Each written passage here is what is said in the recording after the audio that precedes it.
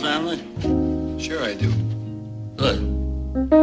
Because a man that doesn't spend time with his family can never be a real man.